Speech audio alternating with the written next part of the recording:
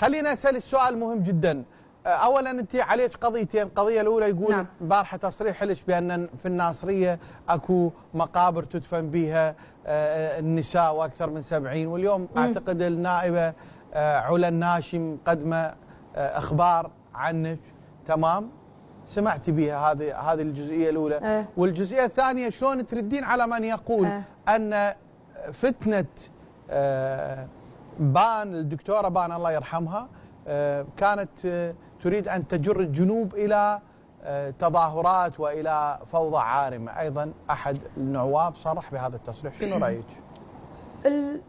تمام، جوابي على الشق الأول من سؤالك اللي هو النائب علاء الناشي، ما أعرف منه اللي يريد يقيم علي دعوة.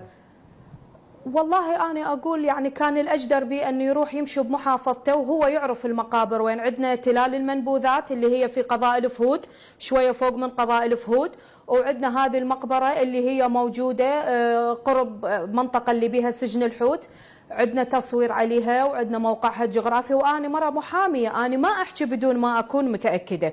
طيب. إذا كان هذا النائب أو النائبة يريد يسوي له فعالية قبل الانتخابات، فأنا نصيحتي إله أو إلها، لأن أنا يعني أول مرة أسمع بهذا الاسم، نصيحتي إله أو إلها إنه يروح يشوف محافظته، يضبط لهم مواضيع كهرباء، يشرع لهم قانون زين، يطلع يوزع مساعدات، يسوي حملة انتخابية. والله أفضل له من هاي السالفة، لأن دعوته لي قدام ما بها توجه قانوني. طيب تمام. الشق الثاني اللي كان شنو سؤالك بس ما سمعت اخر جمله؟ أن قضية الدكتورة بان على انه بان قضية بان لازم تجر الجنوب؟ الجنوب الى فوضى والى تظاهرات.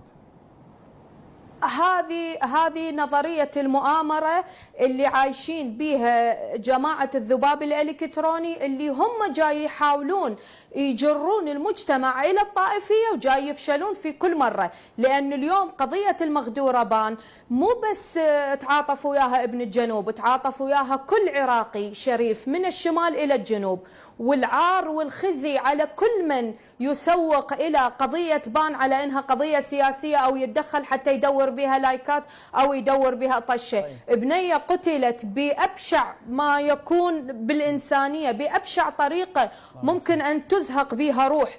الموضوع ما يحتمل هذه التأويلات. فاللي يدور هاي السوالف والله المتهم اسمه عمر، واللي وقع العلم اسمه عمر، وذاك اللي رخى براغ الجسر اسمه عمر، وإن شاء الله على 26 نلقى لنا متهمين من اسم عثمان بكر. هاي أساليب مكشوفة، عيب. احترموا عقلية الشعب.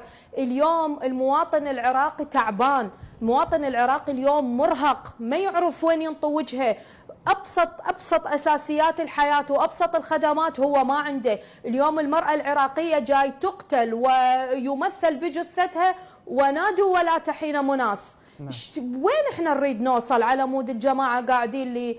وليش ما قلتوا على قضية اللي انقتل بأربيل؟ أنا أقول لك راح يربطوها.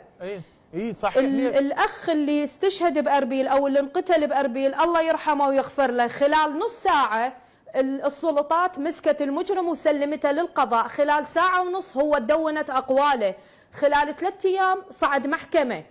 قضية بان منو؟ جيبوا لي القاتل منو وأنا أعتذر، أطلع أعتذر وأقول لكم عمي على راسي أنتم، وإحنا الناشطين إحنا مو خوشوادم وأنتم الخوشوادم. انطوني منو فجار البنية، منو اللي دخل وسوى بها هيج. فلا تربطون مثل قولة العربي، لا تسرج عرفها بذيلها لأنها مكشوفة وراح تخليكم أضحوكة. وهذا كلامي موجه إلى الذباب الإلكتروني أبو تغريدات 10 بألف. طيب.